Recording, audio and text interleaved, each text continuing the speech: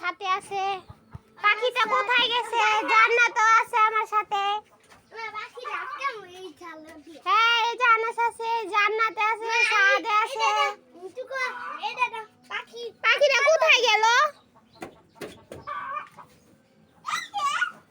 তাড়া দাও, ওখানে তাড়া দাও। দেখো কি সুন্দর পাখি।